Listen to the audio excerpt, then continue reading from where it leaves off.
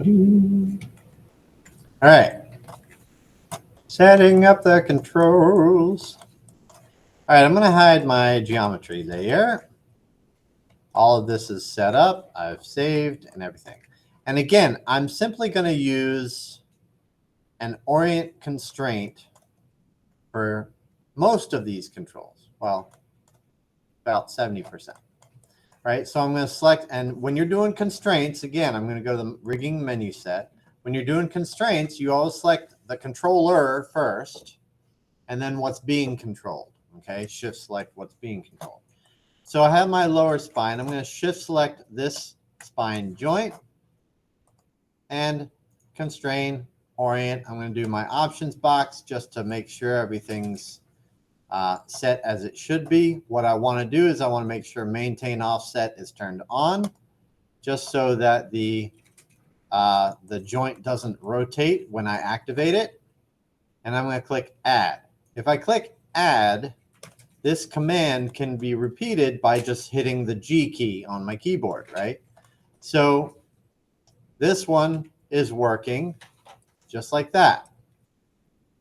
Right? I rotate the controller, the joint rotates. Simple. Select my upper spine, shift select its joint, hit G. That reapplies that same constraint. I select only the controller and test the controller, and that works. For this one, I'm gonna do the base head joint. This one here. I could do the neck joint, but I'm going to do the base head joint. I'm just going to select the controller, shift select the head, hit G. And now when I rotate, ooh, what is that? Why am I getting that? Oh, I had both selected. Whoops. That's what double transformations looks like. When you rotate two of them together and it goes like that. That's what double transformation looks like. Okay, that's a problem. All right, make sure you're only selecting the controller to test. You rotate the controller, the head rotates as well, right? Easy. Jaw control. Shift select the base jaw joint, not this one. I get that all the time. Jaw controller, base jaw joint. Again, it's orient constraint. It's the same thing we've been doing, just hit G. Done. Test the controller by itself. Yoink, pa, boo, pa, pa. Yay. Now, the rest of these are going to be set up similar to what we've done in the past. I'm going to unreference my layer, and I need to group these two eye pieces. So I'm going to select them both, Control G to group, and I want to name it ILGRP. I'm going to do the same thing for the other one, Control G. That's going to be IRGRP. And here's the thing. I can't aim constraint this group, similar to our character from before, until I get the pivot of the group to the center of the eyeball, right? So just modify center pivot. That will pop it to the center of the geometry. The left group, same thing. Modify center pivot. I could have hit G on that as well because the last command was that center pivot. So now that I have the group pivot centered on the eye, when I rotate the eye, it looks like that. Rotate the eye, it looks like that. So what constraint did we use to get the eye to look at the controller? Aim constraint, that's right. So I'm going to select the left eye controller, and in the outliner, control click the left eye group. because I can't select it by geometry here, right? I'm going to go to constrain, aim, options, make sure everything is good, all axes, and maintain offset. Make sure that that's done. Click apply. Same thing for the other one. Select the right controller, control click the right eye group. And in this case, I don't need it anymore after this. Click add. So that's getting that eye moving around. This is getting that eye moving around. Now, how do I get these two to be controlled by this and still be able to be have keyframes set on it? I talked about that earlier. Any ideas?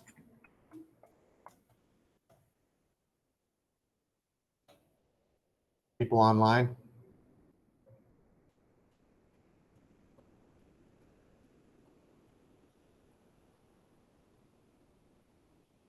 Kevin, you're saying got it. That's not the question.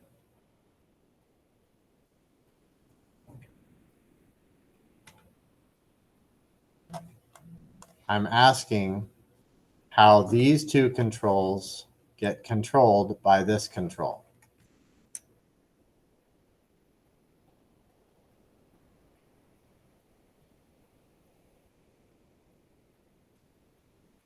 Hi, Jamie.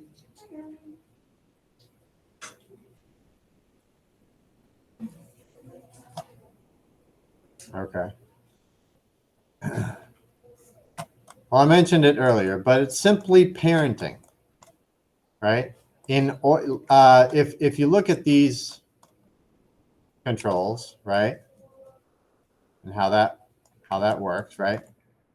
This joint has an orient constraint on it, right? These attributes have that little piece of blue on it, which means that they are being controlled by a constraint. And of course, you can see the constraint down here, right? These attributes cannot be keyed. Attributes that are constrained cannot be keyed unless you do something, some kind of a specific type of setup, right? We're not getting into that. So by default, attributes that are constrained cannot be keyed. So if I constrain these controllers to this controller, I won't be able to key as an animator these individual controls. So instead of doing a parent constraint, how do I connect these to this?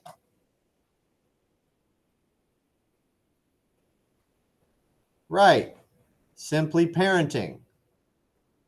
A parent-child relationship. Remember when I did like a cube and a sphere and moved one and the other one moved with it?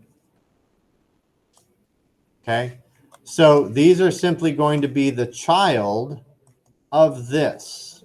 Okay, so when you're doing a constraint, you select the controller and then what's being controlled. When you're doing parenting, you select the child or children, and the last thing you shift select is what's going to be the parent, and you hit P. Okay, so in your outliner, it should look like this.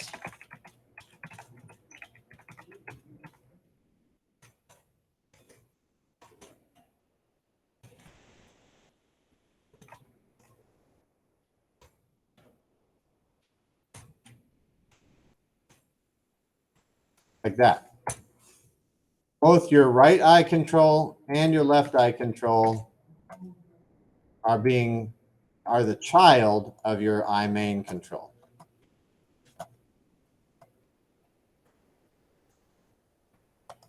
Okay, so when I move the parent, the children go with it, but they can also be animated individually. They can also move on their own. So I have the spine, orient constrained. I have the head, orient constrained. I have the jaw, orient constrained. I have the eyes, aim constrained, and simple parenting for the children, right? Now,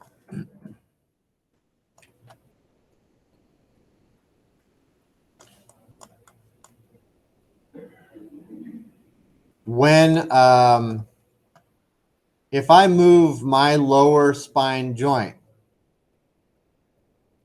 if I rotate my lower spine joint, I'm talking about me as a person, does my body act like this?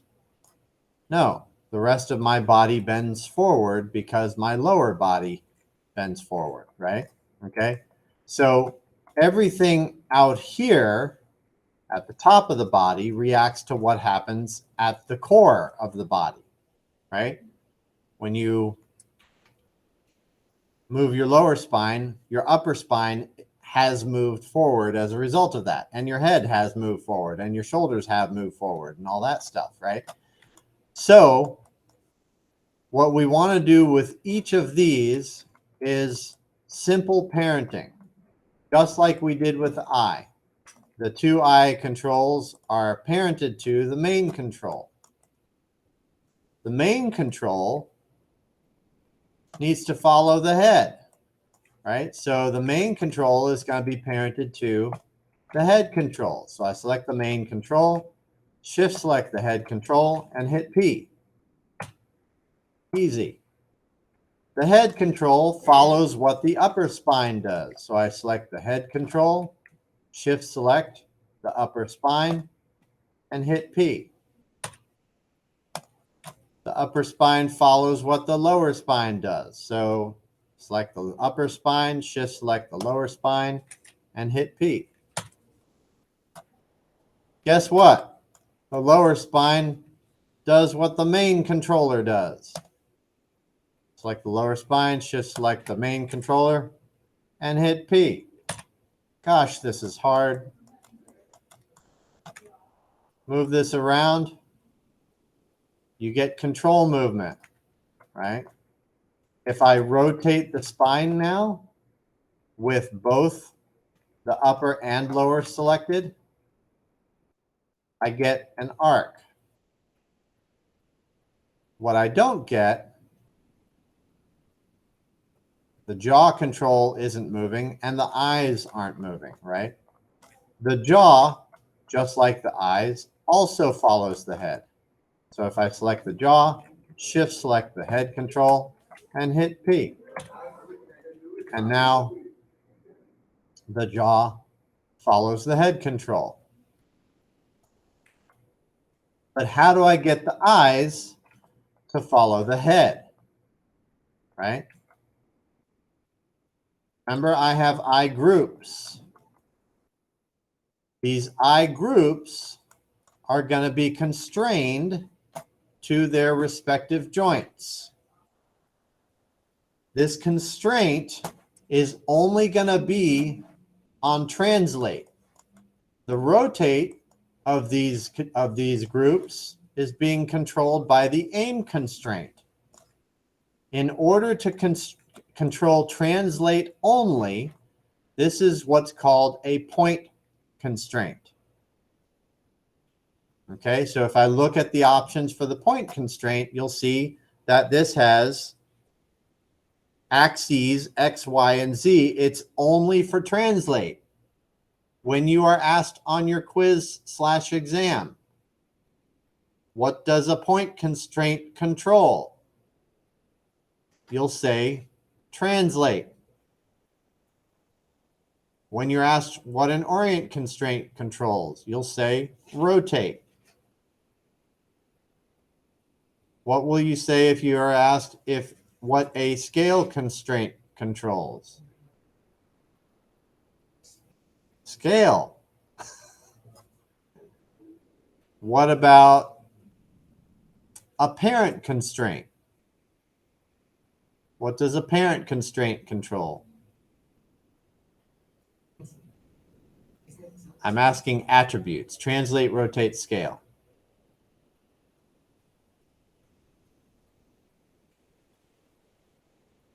Apparent constraint controls 2 of those 3. Translate, rotate, or scale. Those are your 3 options. What? Translate and rotate, yeah. Because when we do our main, remember with our toothbrush, we did our main to our skeleton, right? Or at least the skeletal group, right? When I scale, when I translate, it would move. When I rotate it, it would rotate. But when I scaled it, it didn't scale. I had to apply a separate scale constraint to that joint group, right? Okay. So these I groups are going to be point constrained to their respective joints. All right. So again, you select the controller and then what's being controlled. By controller, I'm not talking about this. I'm talking about whatever it happens to be that's in charge. In this case, what's in charge is this joint. What's being controlled is this group. So I select the joint here or in the outliner, either one, and then control click the left group. It should highlight the eye together, but I'm actually selecting the group. You can see that the actual objects are not selected. Okay, do not select the objects. So select the joint, control click the group, and it's a point constraint. Constrain, point, options, make sure maintain offset is turned on, and click apply. Same for the other one. Select the joint, control click the right control or right eye group. And in this case, I'm not going to use it again, so click add. Right? And you'll see in the eye group both an aim constraint and a point constraint right here in your group. The aim constraint is constrained to the controller. The point constraint is controlled or constrained to the joint, right? So now that I have that point constraint, I rotate the head and the eye joint, the eyes stay with it. He's like, wow. Hello. How creepy is that? Stop. Stop.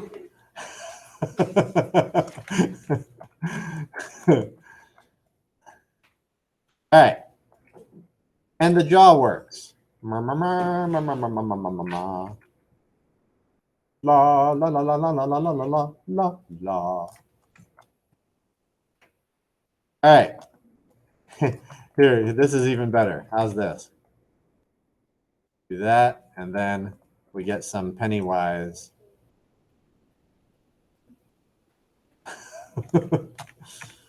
Anyway, all right, so that's the majority of that. And I saved the arms for last. Now, for the arms, there's something we need to worry about first, and I'll show you why.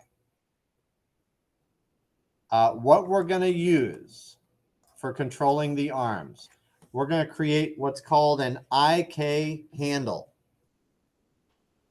Okay, there's 2 types of animation that you do as an animator, as a 3D animator. There's IK and there's FK. FK is what's called forward kinematics. And I'm going to put a little camera up here. Hopefully you guys can see me as I demonstrate a little bit. Here, let me pin myself larger. Right? There's two types of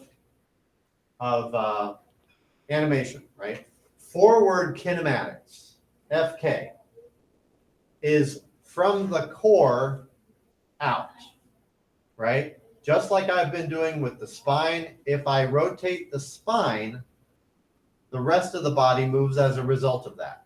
If I rotate the the chest, the head moves. If I rotate the shoulder, the elbow is repositioned in space. If I rotate the elbow, the wrist, the finger knuckles individually, right? To pose. I'm posing from the inside out, right? This is done mostly for doing arcing movements, right? So if I want to throw a ball, all I really need to do, technically, is rotate the shoulder, right? I don't have to animate anything on the wrist, the elbow, to get that movement, that arcing movement, right? I have a keyframe here, and I have a keyframe up here, or jumping jacks, right? My left shoulder hurts. I have problems. To do jumping jack, right? This movement, I set a keyframe here, I set a keyframe here, and it just rotates, right? But I'm getting, if you were to track every point of my wrist, I get an arc, right? Okay, I get a semicircle, right? Okay, so that's FK. If you want arcing movements, if I want to do a kick, right, I'm rotating from the hip, right? That would be an FK animation move. IK, if I had those same two, I'm going to do the throw, right? If I had those same two keyframes, here and here, or I'll do here and here, right? I'll do a half throw, right? If I have a keyframe here and a keyframe here, if I do an IK movement, IK works from the outside in. So if I did this, key here and key here, it'll move in a straight line between those 2 points. It's taking the shortest distance, right? Because what happens with IK is used a lot for anytime you're going to come in contact with another object, right? So my feet are in contact with the floor. If I bend my knees, I move my pelvis down, and my knees bend as a result. The feet stay in place, right? Never mind the popping. Right? If I do I can't really do this. I'll do this. Well, you can kind of see it on the camera. I'm just trying to make sure I can show everybody. Maybe I can do it. I'll just do it here. It's fine. If I place my hand on the desk and I want to do push-ups, right? Using IK, I can place my hand will stay still. I move the body down and up. The elbow rotates as a result of me moving my body, right? The shoulder rotates as a result of me moving my body. The hand stays in place, right? So IK is used for coming in contact with things. If I have to push up against a wall for whatever reason, I'll move my hands up in FK because I want that arcing movement, but then I place my hands and I switch to IK and I move the body, right? So we switch back and forth between inverse kinematics, right? IK, I don't even know if I said this. IK stands for inverse kinematics. Kinematics is motion, right? So it's working from the outside in. FK is forward kinematics, from the inside out, right? So you need to know those terms. That's going to be used a lot, right? And it might be on a quiz /exam. So what we're going to set up is IK arms. All of the spine that we've done, the head, that's all been forward kinematics. We rotate the base, the rest of it moves forward, right? And it's simply orient constraints, right? With parented controls. Here, we're going to create a control to where you can grab the wrist and the elbow bends as a result of moving the wrist and the shoulder rotates, right? Okay? So, but there's a caveat to that. It's a very simple problem. Usual parent tool. Yeah. It's not constraint. That was hit P for parenting, to answer your question, Kevin. Okay, so let me unpin me. Hopefully y'all could see that online pretty well. Okay. Now, don't write this down yet. Don't do what I do. I want to show you a problem and how we need to solve it, right? What I'm going to do is I'm going to go to skeleton, create IK handle. Creating an IK handle is a 2-click operation on the shoulder and at the wrist. Now, when I move this, it's going to rotate the shoulder and it's going to rotate the elbow. But watch what happens when I do move this. That hurts. That's painful. That's right. So what's going on here? Well, what's going on here is this thing, right? This is your pole vector indicator. Pole vector, P-O-L-E, vector. Vector is a 3-value number, right? Okay. And think of pole as like, you know, the North Pole, the South Pole. It's a pole. What does it point to, basically, right? So we need it to be pointed down. No, because then your elbow would rotate down, and that would still be breaking.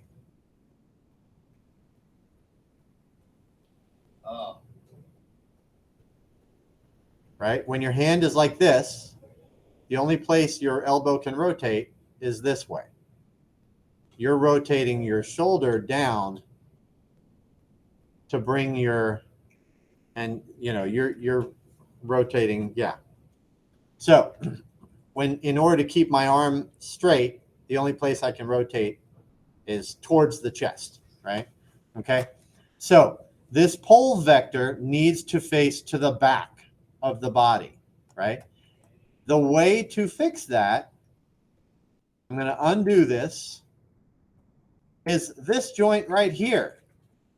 This joint, every joint, has what they call a preferred angle.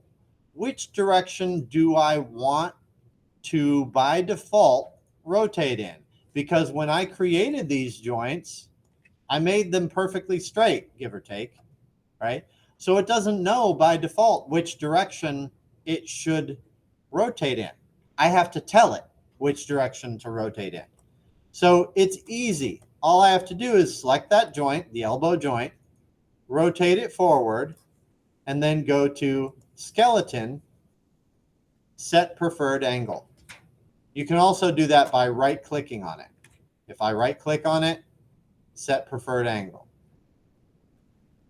Okay, so this is telling that joint which direction to rotate in by default. Now that I've done that, I rotate it back to 0. Do not manually rotate it back. You'll not hit 0.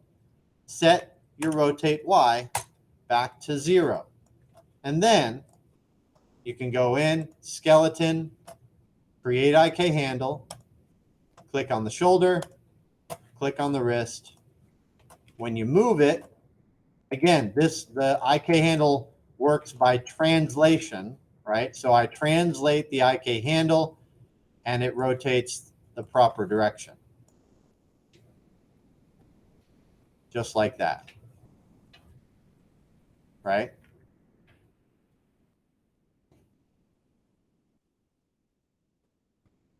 And if I rotate the character, I didn't secure the handle, so it's rotating with it. The handle will eventually stay in place, but I didn't set that up yet.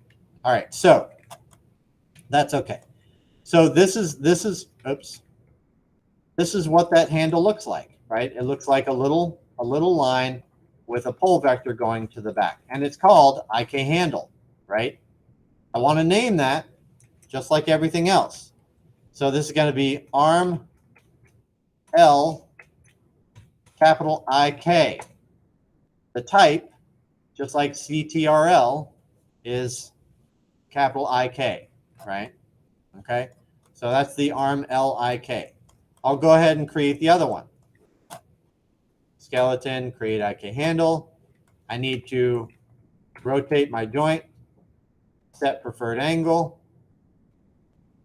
Skeleton, set preferred angle, set it back to 0. And then do my create IK handle, shoulder, wrist, and that one now works as well. Now, in this case, I'm simply going to parent the IK handle to its respective wrist control. So I select the arm LIK, shift select my wrist control, and hit P. Or in this case, it's called arm control. I need to rename my other IK handle, so this is going to be arm RIK. Shift select my controller and hit P.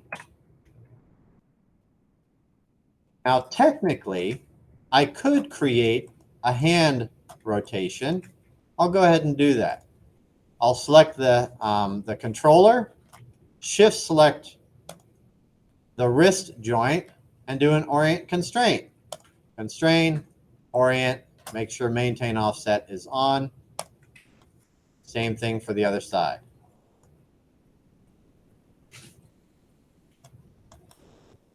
So now I actually do have floppy hands. Flop, flop. It's going to have a little bit of shifting in there. That's just the nature of this simple IK setup. But it works like that. Rotate and stuff like that. Now, you notice when I pull this and I rotate this down, the elbow goes up, right? Okay, this can be corrected. This is what I was talking about. I was talking about the pole vector. I need to be able to control which direction my elbow goes in, because I can do it here. If I bend my arm like this, I can rotate my shoulder and it moves my elbow up and down, right? So I can control the position of my elbow. And that's the constraint, the last control that I said we needed 2 more controls, called a pole vector constraint, okay? I'm just going to create a new curve, NURBS circle.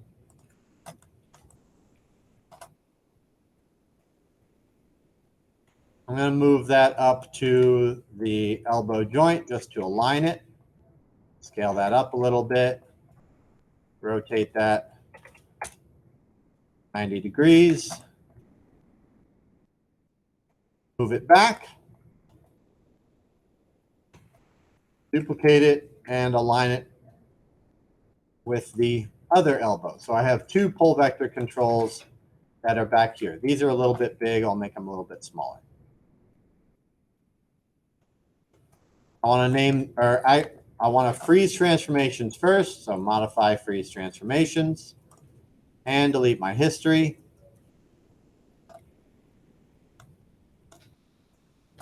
And I'm going to name them. So this is going to be arm PV for pole vector underscore L underscore CTRL. And the other one's going to be arm PV underscore R underscore CTRL. So I've created these 2 pole vector controls. And again, to get this to work is very simple. You select the IK handle, or excuse me, you select the controller, then what's being controlled, which is the IK handle's pull vector. So select the controller, shift select the IK handle, constrain, pull vector. There's no need for options because all it has is what percentage of control do you want. The default is 100%. Right? If I only want it to be a partial control, I could set this to 0.5 or something like that. But there's no need for your options on this one, right? So I just do constrain, pull vector, select the control, and it works. You can see it rotating the elbow. Same thing on this side. Shift select the IK handle, constrain, pull vector, select the control by itself. I'll move this out and you can see it's rotating the elbow. Show the geometry. See?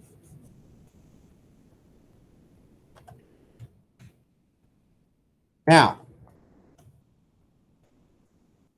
these controls, you'd think they would follow the hand. They're not going to. I'm going to parent constrain them. No, I'm sorry. Parent. I'm going to parent them to my main control. Okay? If I parent them to this, whenever I move this, it's going to reposition this. And I don't want that to happen. Okay? So I'm going to select both of these and shift select my main control and hit P. My arm controls also need to follow my main control. So I select both my arm controls, shift select my main control, and hit P.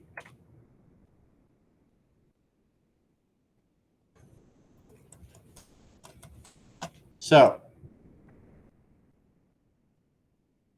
I have all my controls moving with it. What I don't have is my joints moving with it. And exactly as we did for the toothbrush, even though we didn't have joints. Wait, what did we have joints for? This is the first time we've done joints. But similar to what we did for the other groups, the controls group and stuff like that, right? I'm going to select my main joint. In this case, it's called spine 01. I'm going to group it and create, this is going to be called my joints group. So joints underscore GRP. This group is going to be constrained to my main control.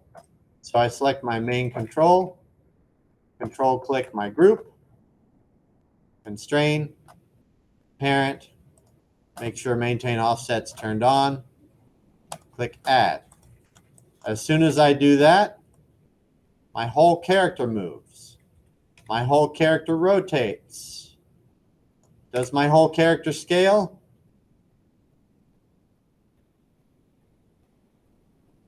We have 7 minutes, so I'm going to say no.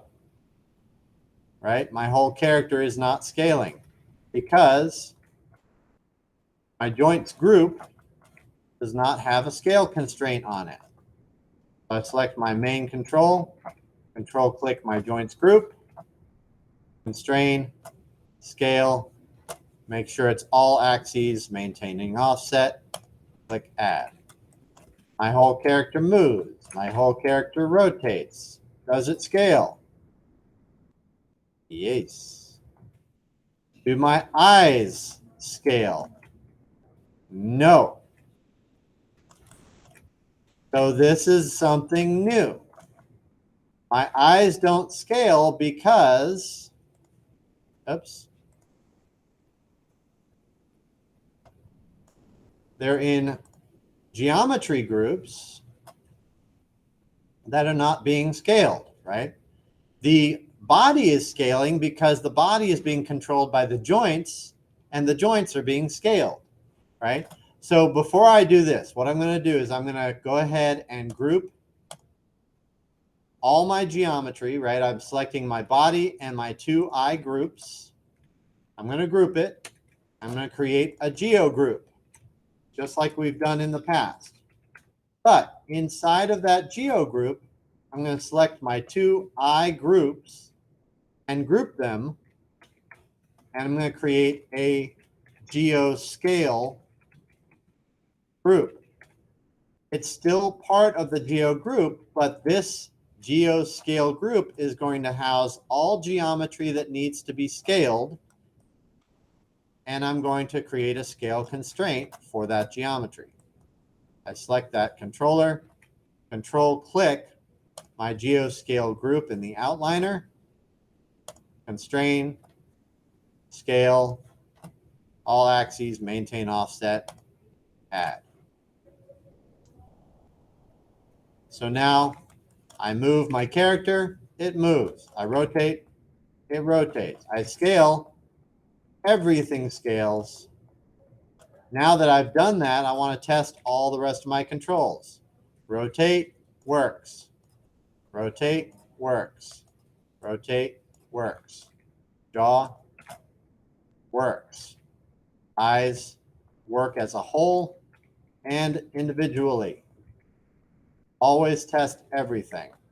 The arms move, the hand rotates, and the pole vector moves. Always test both sides. Moves, the hand rotates, pole vector moves. Zero everything out.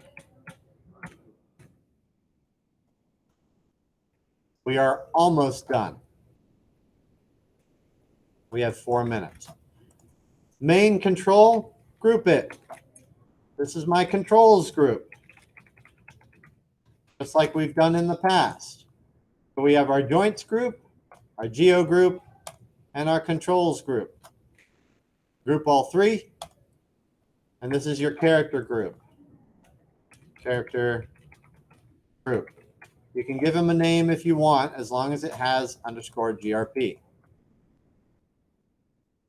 The last thing we want to do is we want to lock down the controls. Your main control, just like before, keeps everything. Your spine, your neck, your jaw are rotate only. So each one has to be done individually. So I select the lower spine control, highlight everything but rotate, lock and hide selected. Upper spine, same thing. Lock and hide selected. Neck, same thing. Lock and hide selected. Jaw, same thing. Lock and hide selected. The eyeballs, translate only. So, highlight, rotate, scale, and visibility.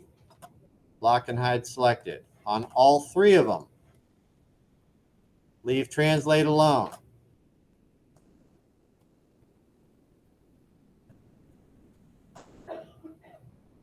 Lock and hide selected. Pole vectors are translate only.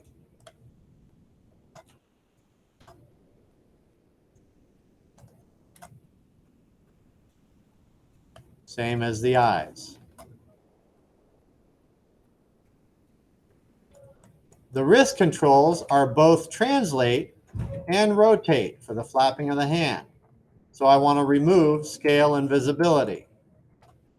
Lock and hide selected there. Lock and hide selected there. Make sure your geo layer is on reference. And if you want, you can either create a joints layer and hide that, or you can just hide the joints group. Control H to hide. And again, your IK handles are not a part of any of those, right? They're in the controls group. So I can select the individual IKs and hit Control H to hide those, but I should not be able to see them because they take selection precedence over controls. If I drag a selection over my control, it's going to select the IK handle, right? So hide the IKs, whether it's on a layer, shouldn't be on the geo layer, but whether it's on a layer or individually, hide them.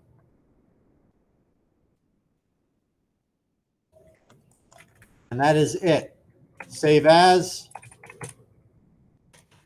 version 9, save as, create a final.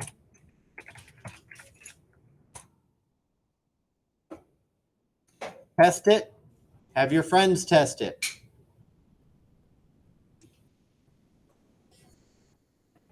I'll post these videos as soon as they're available and as soon as I'm available to post them. And I will be here tomorrow all day, 8 a.m. to 5 p.m. And I have no classes scheduled. Have a great day.